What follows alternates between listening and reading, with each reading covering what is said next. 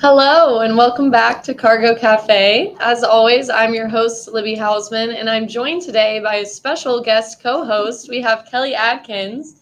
She is a key account manager here at Bestway International, and we're really excited to have her here with us today. Thank you. Yeah, how are you? I'm great. Good. Well, we're really excited to have you. Our entire leadership team's gone, so we're running the show. I know, we could really do whatever we want today. No Right? one will know. No, I'm pretty sure they're watching and they would not like that.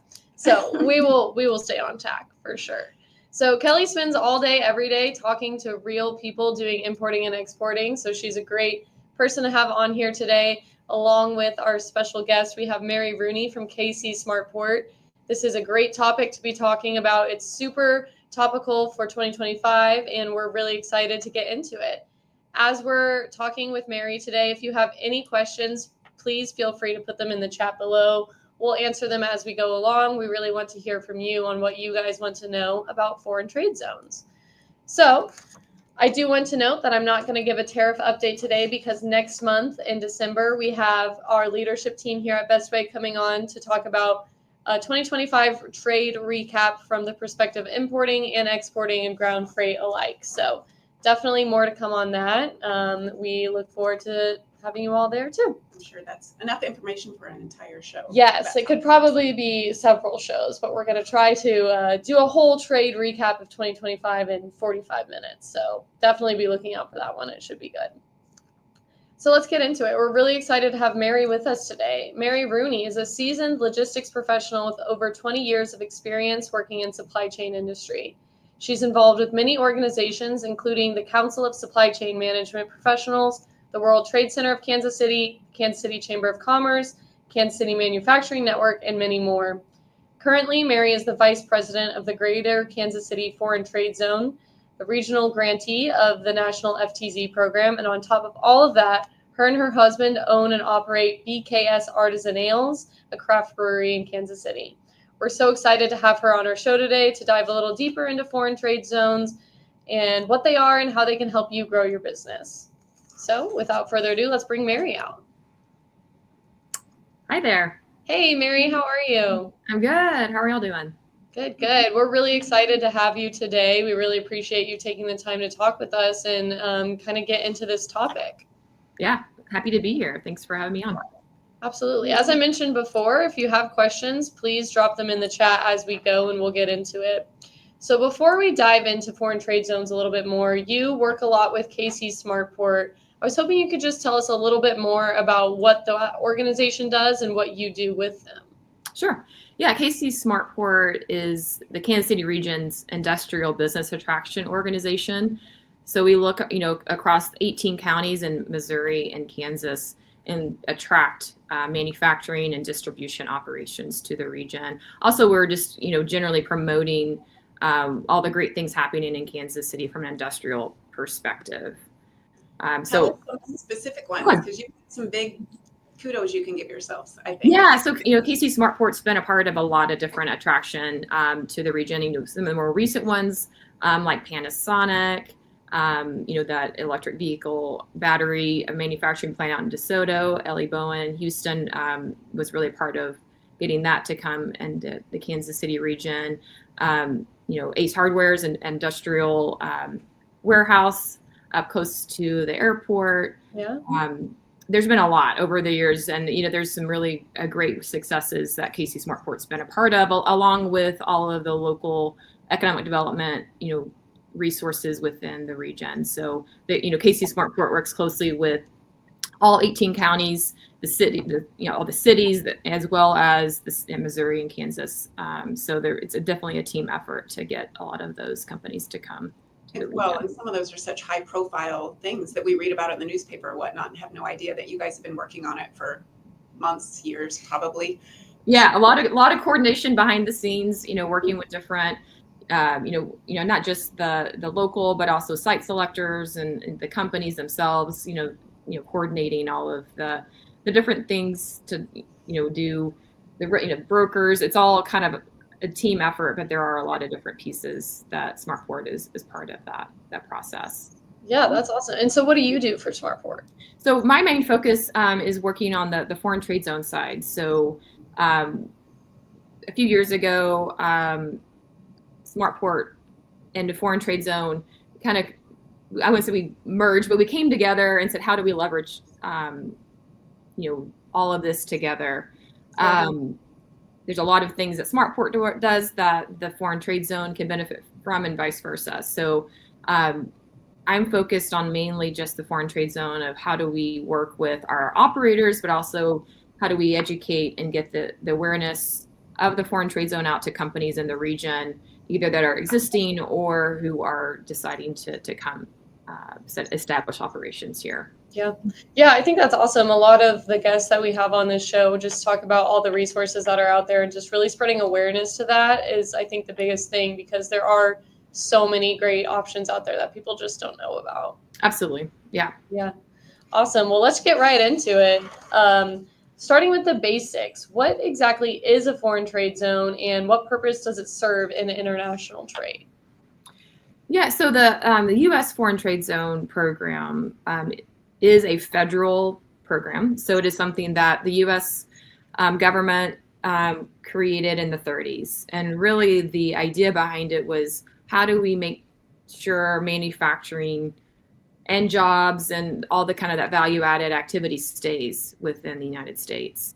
So it goes back, it has a long history, and it's something that's still, is still relevant today. And the idea generally is companies can activate their specific facility as a foreign trade zone. And when they do, they can bring in imported product into that facility, and they do not pay the duties and tariffs until it leaves the facility. So basically, foreign trade zones are considered a secure area outside of customs territory for tariff and duty purposes.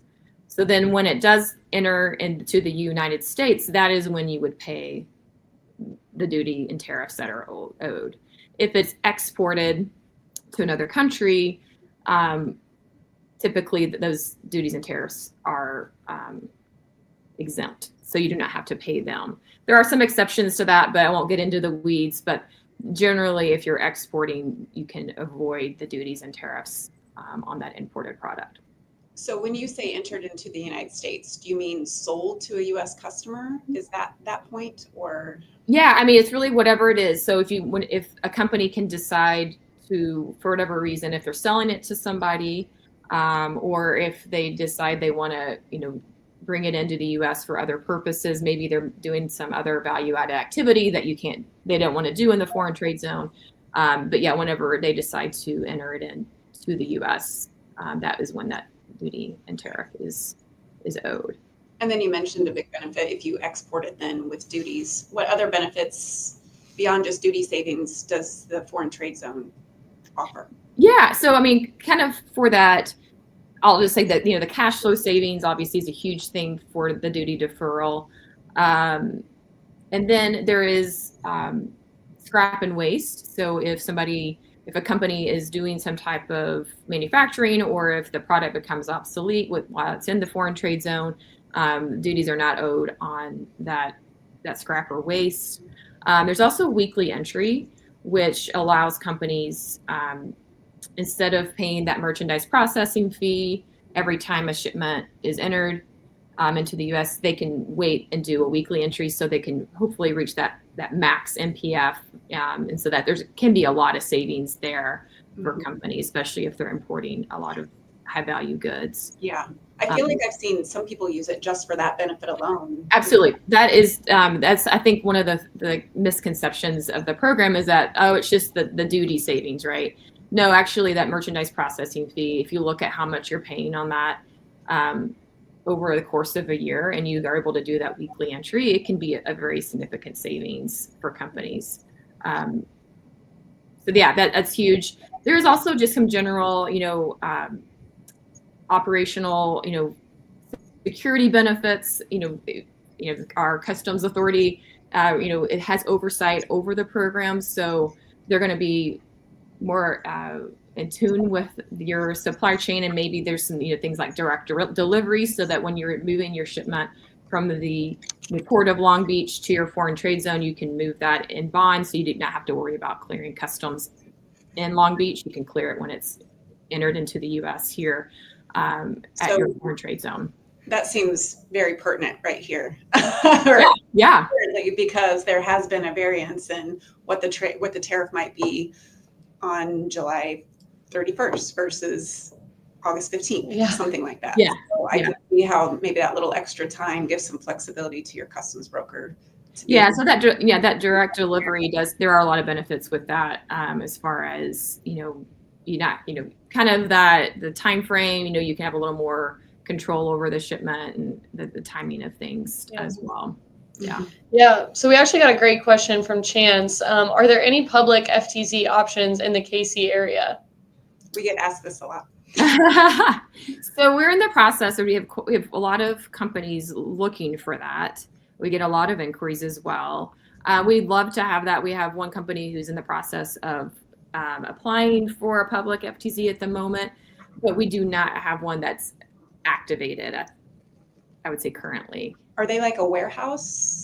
Yeah. So kind of, when I mentioned earlier, a company can activate their facility. Usually it's like a manufacturing or a distribution operation specifically to that company, where there is a kind of a public warehouse third-party option that a company that typically does warehousing for multiple clients set up a foreign trade zone and can accept product from different companies. So it's just like a foreign trade zone public warehouse.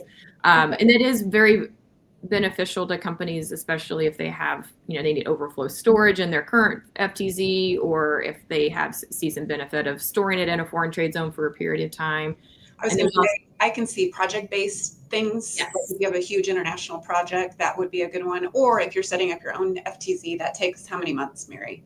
It depends on the operation.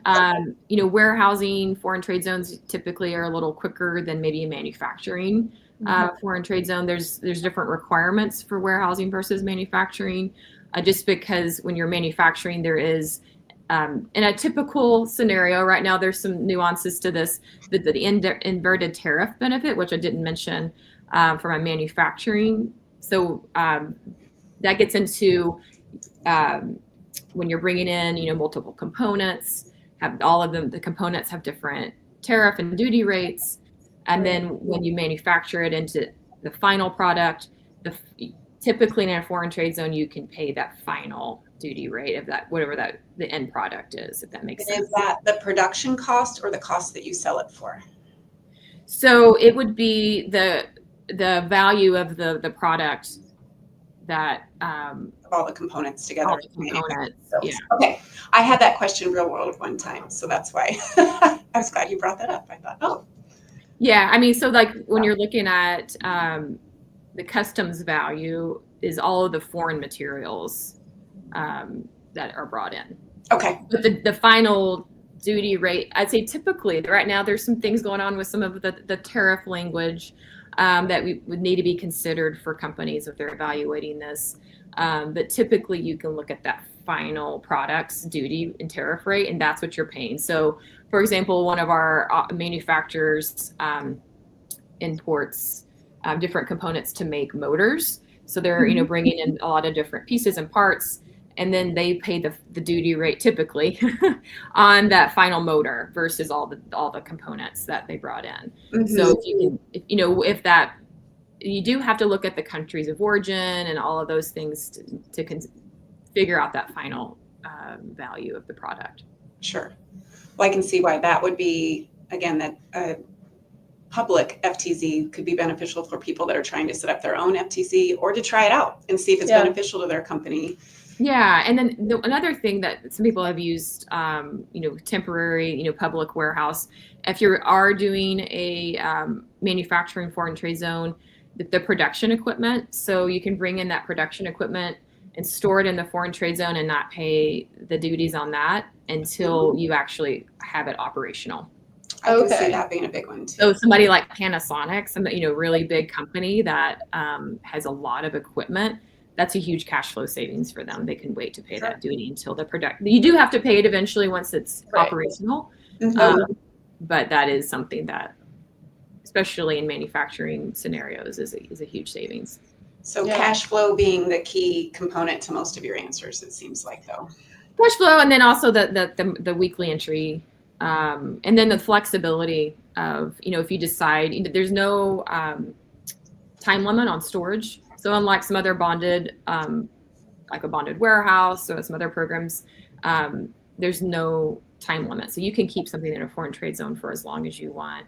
You can also commingle domestic and foreign product. So you can bring in your domestic and your foreign product in the foreign trade zone so that you can, easily store it, do some manufacturing, kitting, assembly, whatever you need to do with both domestic and foreign. Great. Yeah.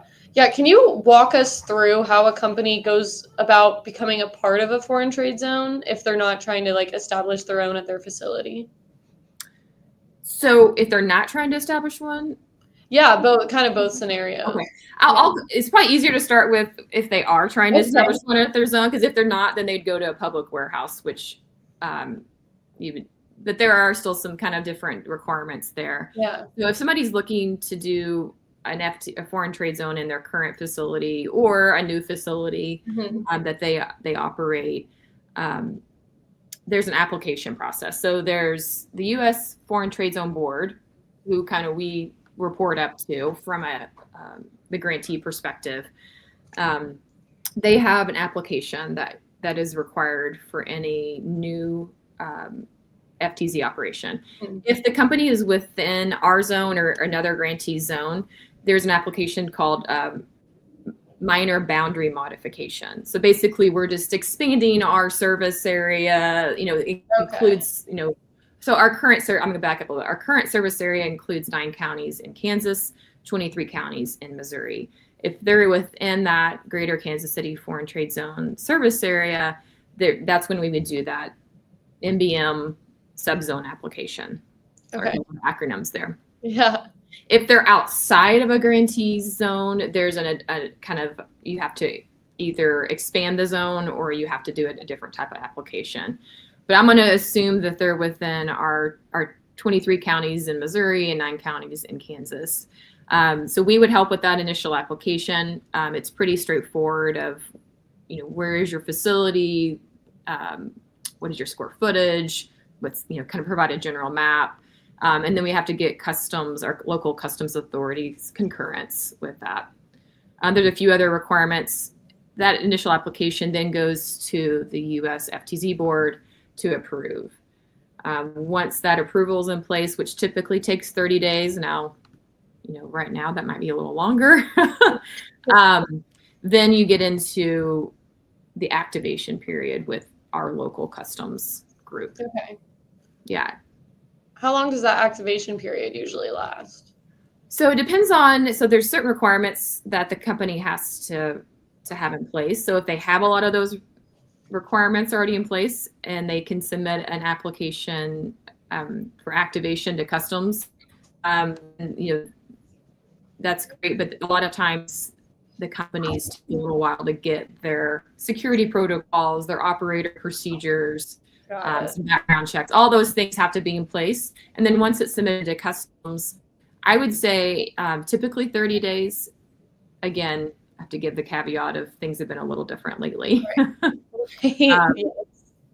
But yeah, our local port director and his team have been really, great to work with. They do their best, but they do have, other priorities that they get pulled in multiple directions.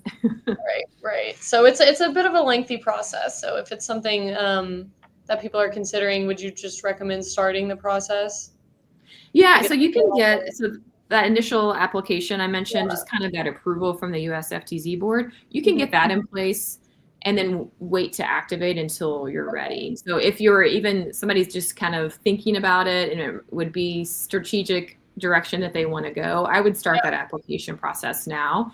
And you can actually get multiple, facilities, or, you could get more space approved and then only activate a small portion of that. So we always encourage companies, like if you're considering anytime in the future, go ahead and get everything approved that you might possibly want at some point in the future, and then activate as you're ready. Is there any kind of fees associated with that, Mary? That's So gonna be let's my say, next yeah, question. somebody Yeah. set it up and how much does it cost and then they don't end up using it? Is there much So downside? it depends on the grantee. So every grantee is required to provide a zone schedule that is, we're considered a public utility, so that zone schedule is posted out on the US FTZ board's website. So we have an application fee. Not all grantees do, but we have an initial application fee that company would pay when we submit the application. Mhm. So from our perspective, that's the only cost that they would incur Okay. until they are activated. Okay. And then there's the second. Yeah. So then once they're activated, most grantees, I would think all grantees have an annual grantee fee.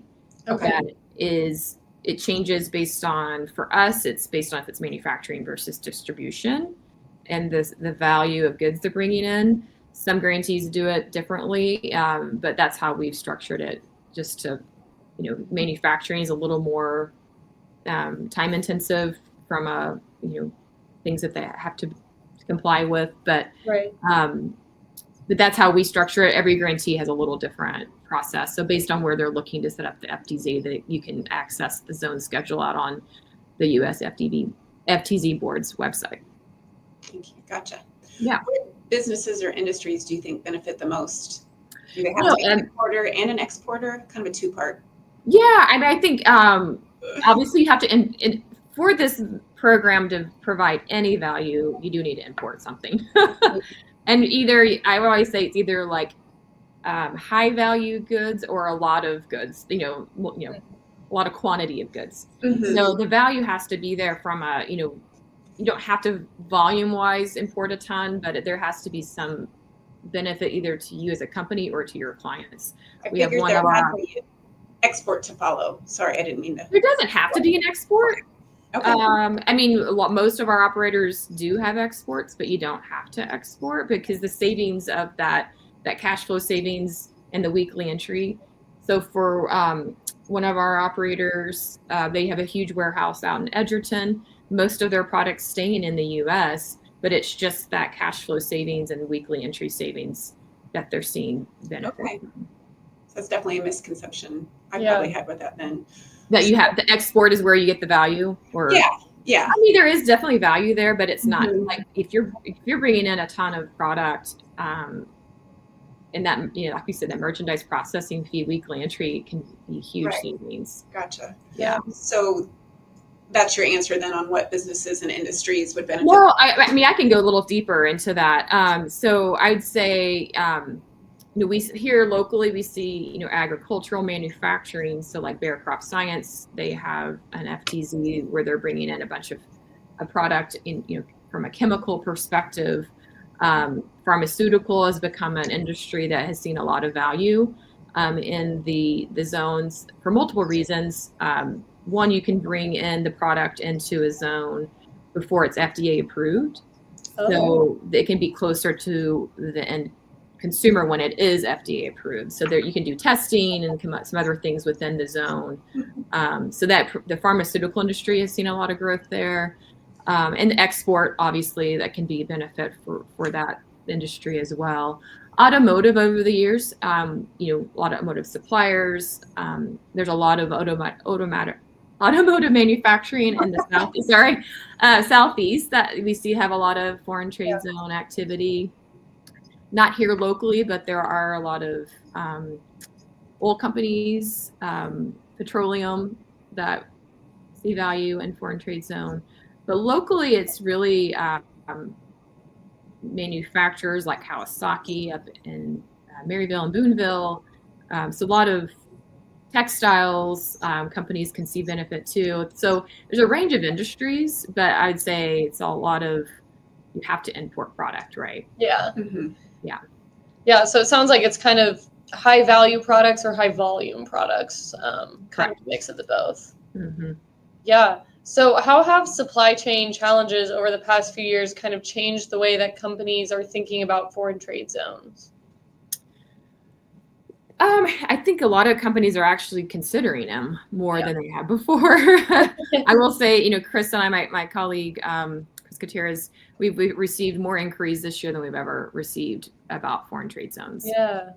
With the recent, all the changes and tariff policy and trade policy, companies are just trying to understand their options. Right. And, foreign trade zones maybe don't make sense for everybody, but there are a lot of companies we've talked to who maybe never considered it before. And like, actually, this is a great program. This is something that we should consider even, outside of what's going on with the trade noise.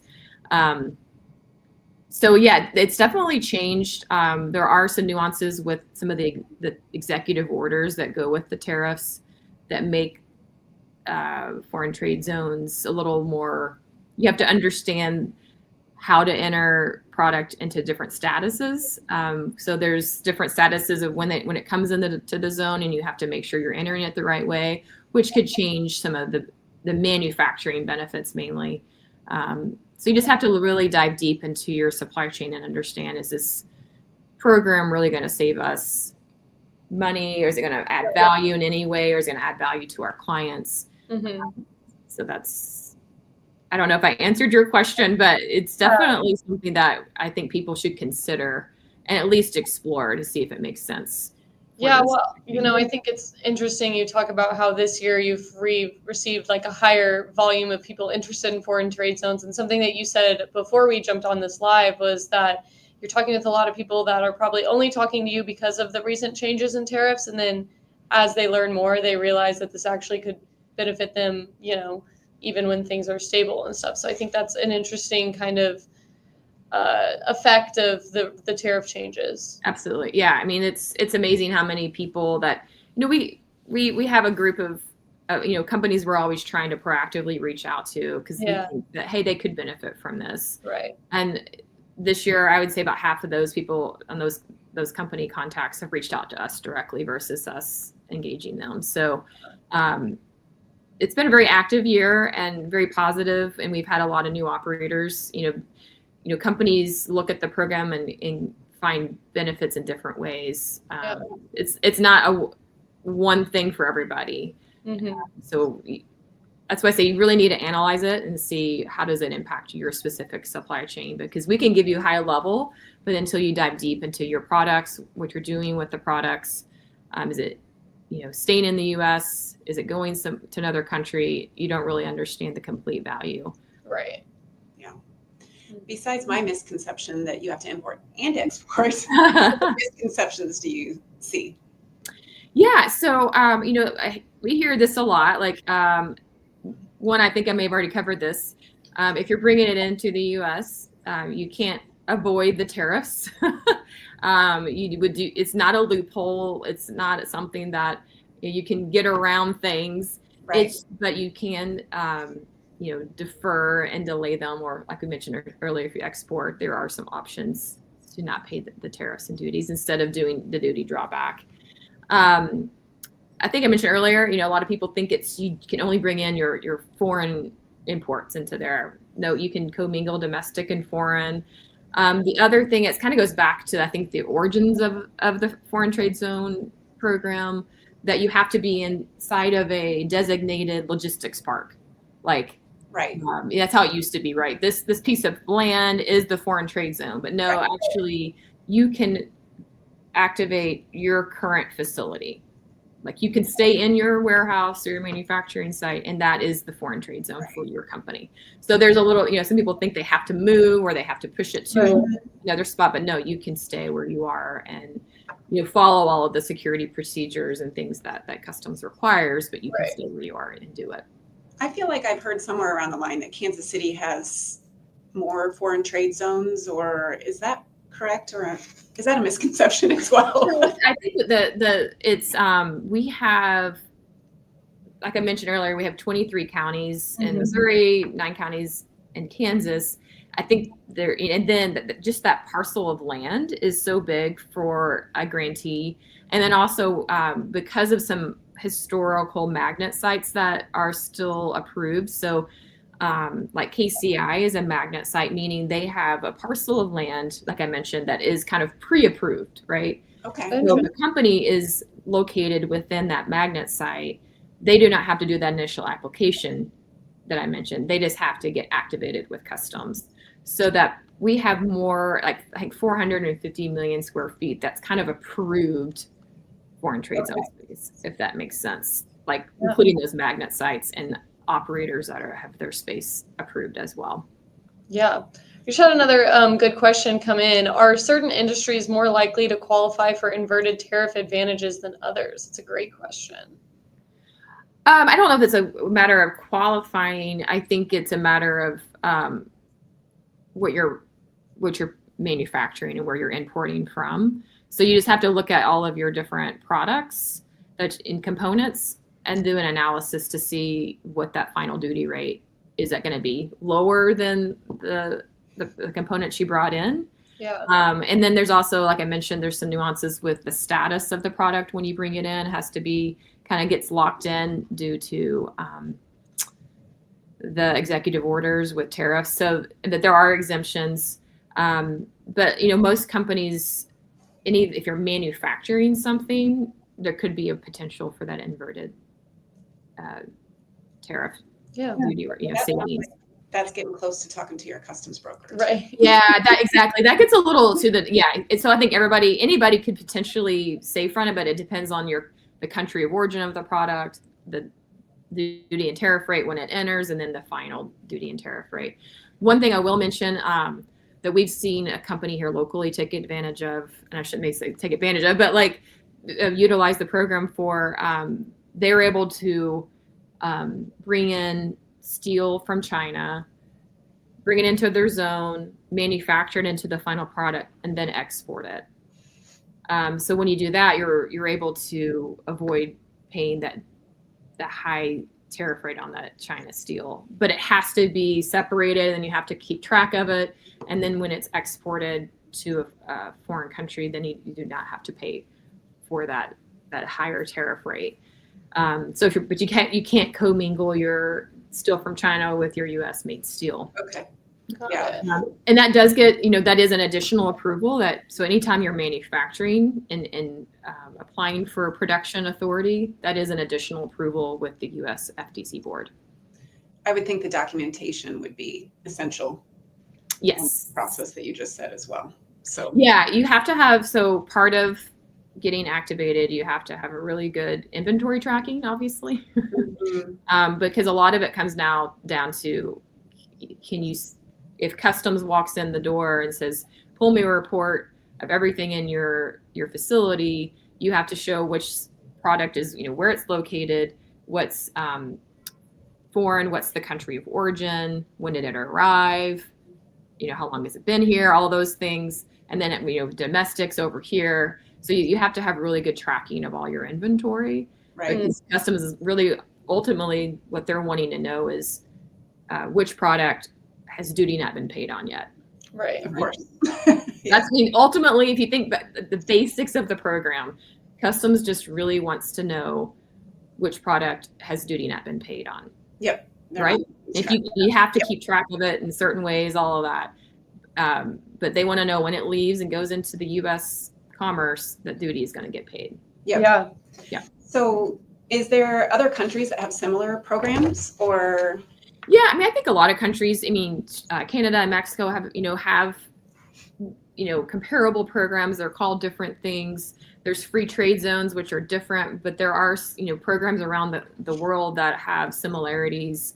I'm no expert in those, but I do know those exist. You can't really ship product from those, from a U.S. foreign trade zone. The foreign trade zone is unique to the U.S. from our, protocols. Mm-hmm. But, there might be ways to work within that based on your supply chain. But yeah, there are programs, and I know, our National Association of Foreign Trade Zone has looked at, the Canada and Mexico similar programs and how they compare. If somebody wants some of that information, I'm happy to share that. Yeah, super interesting. So, how do foreign trade zones support broader goals like improving supply chain resilience and keeping manufacturing jobs in the United States? So, I mean, I think all of the things we've talked about today, obviously, to be a foreign trade zone, you have to have a high level of security, right? And you have to have really good tracking of your product and understanding of your suppliers and where it's coming from. So just all of the requirements to be a foreign trade zone make a company more secure, right? They're just all of these things that they're doing make them a better and more control over their supply chain, so that you're increasing your security levels. You don't have to be TPAT certified to be in a foreign trade zone, but I think if you go through that process, you're going to have some of those protocols and requirements already in place for customs to feel like they understand the security level that you have, if that makes sense. Yeah. So I think just anybody who's looking to be in a foreign trade zone will have a higher level of visibility and security and process within their supply chain. Yeah, those are great points. I think it kind of all just goes back to what we've been talking about. Having that documentation in the organization just overall is going to make everything stronger, and kind of having an FTZ forces you to do some of that. So, gives the exchange of just. Yeah, I think, trade compliance for a company is becoming more and more important, right? Like everybody who's doing any type of international trade compliance and the changes and everything that go along with it lately are bringing up the importance of having a better understanding of your supply chain. Yeah, absolutely. So what trends are you seeing in how companies are using their FTZs today? We kind of touched on this a little bit, but are there new industries that you see getting involved in this stuff? I think we mentioned pharmaceutical, but also to Kelly's point earlier, export is not a requirement, but definitely seeing a lot of companies who do export a lot of their product. Mm-hmm. Seeing companies, how do they utilize that a little bit more, especially in the current trade environment. Right. But I think there is opportunity for any industry. You have to look at, is the value of the program worth the cost to establish it? Yeah. Can you even ballpark a cost to establish? I think it depends on every situation. I hate to be this way, but every situation is just a little different. I thought that was going to be the answer. Yeah, I mean, because there's companies who have a lot of, like, one of our local company became an FTZ, but they already were FDA compliant. So their facility was super secure. Right. Everything pretty much in place that was needed for customs to approve it. They already had great inventory tracking. So they had all of those things really in place. So all of the cost was really just maybe some minor, documentation that because there are additional paperwork, maybe a bolt on to their technology for the FTZ tracking and customs E-214s, things like that. And then there is a cost, like I mentioned earlier, for that you pay annually to the grantee. And then internally, there might be some training, just some other things that you have to pay. But there are kind of elements of cost for companies to consider when they're looking at a foreign trade zone. Can somebody do this without the technology piece? I mean, I feel like the technology and data flow is essential.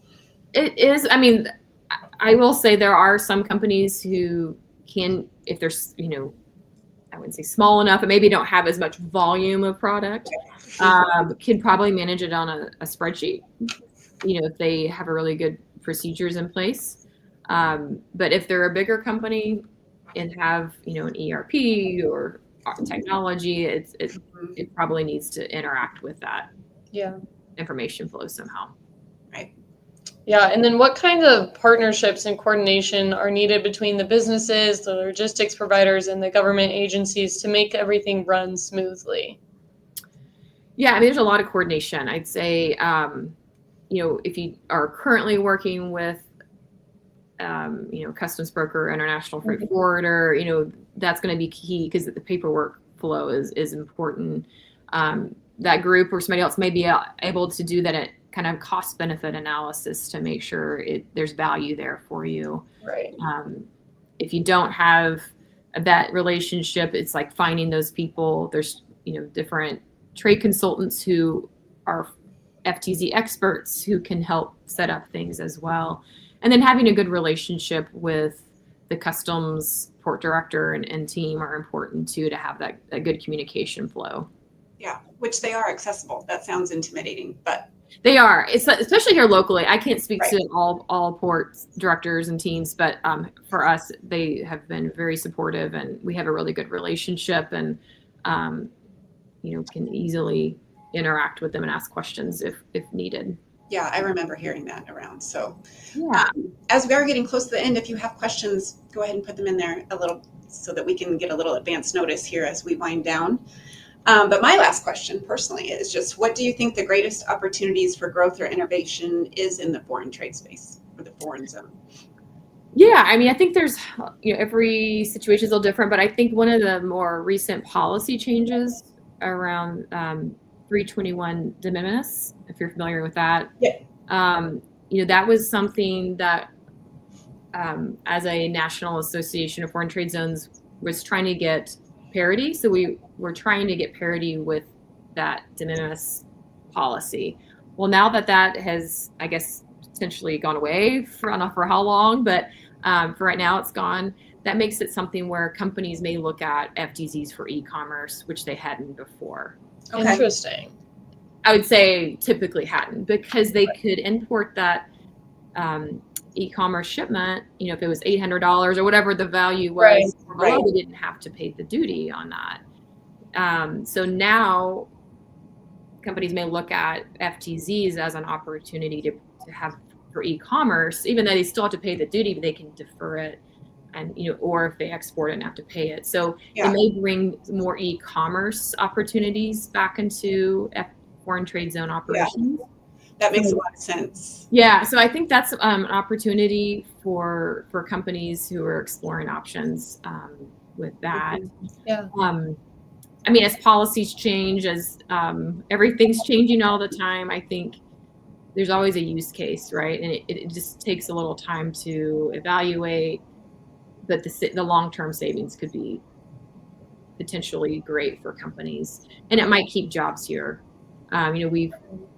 We've had companies say they were looking at, okay, what if we move, production overseas versus production here, or a warehouse into Canada versus here, and just the foreign trade zone a lot of times will provide that additional value to help keep that operation in the U.S. Yeah, it's interesting you bring up e-commerce. So I guess would that be more of the distribution side of it? So Yes. Yeah. Okay. Yeah. So that would be more distribution. I don't know of any e-commerce operations that are doing manufacturing, but they might be doing some assembly or kitting. Yeah. If that does change the classification of the product in any way, then they would need to consider that, which I know that can be something companies do within an e-commerce facility, which could be good, could be a potential opportunity there as well. Yeah, that's really interesting. Just always something to think about. It seems like, since this organization started in the 30s, I can only imagine how much growing and changing has happened thus far, and how much more is still to come. Yeah, it's a lot of growth. I think just in this last year, we've seen a ton of activity and interest and growth. And I was looking back at some numbers, just kind of in general, overall for the program. In 1970, there were 1,400 U.S. workers in foreign trade zones nationally, and today there's over 500,000 workers. Exports are a pretty big number. And 2025 so far this year, we've seen about 150 billion export value of goods leave foreign trade zones nationally, and that is a big number for us here locally as well. Yeah. Yeah. So it in general, it is a value add for companies. It's not a loophole, but it is something that takes a little time and effort, and you do have to follow the rules. Be compliant and work with customs and work with the US FTZ board. But it's not something it seems like a lot, but once you get into it, it's common sense. There are a lot of procedures that go along with it. Would you say companies see the benefit immediately, or there's a certain amount of time before they start getting back with that investment? I mean, I'm sure there's a little bit of a ramp up time, because a lot of the initial investment to get the foreign trade zone, activated, with security stuff and, training, there might be a little bit more upfront investment as with any, change in a business. Right. But I don't know the exact ramp up time. It probably depends if you're a startup, operation versus an existing operation. But yeah, I bet there is probably, maybe it takes a year or so to kind of see all that. And it depends, like some FTZs are set up for customer specific requirements. So they may see that immediately once that customer pays them, like, okay, well, that was worth it. So it just kind of depends on the operation. Awesome. Well, I'm not seeing any more questions come in. We did get a nice shout out from Jay.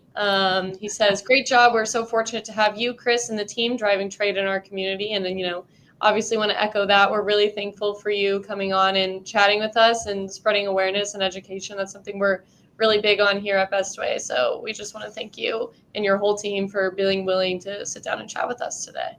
Absolutely. Thanks for having me. And I mean, if anybody has additional questions, feel free to reach out or send them my way. We're always willing to jump on a call or, take an email, however is best to communicate. Yeah, absolutely. And I'll do a follow-up email and let people know how they can get in touch with you if they have any other questions and want to learn more. Okay. Yeah. Well, thank you so much, Mary. We'll wrap it up. As I mentioned, next month, we're going to be doing a Trade in 2025 recap. So definitely keep an eye out for more information on that. And thank you, Kelly, for hopping on, and Mary. This was great. And, keep an eye out for what's to come. Thank you. Awesome. Thank you.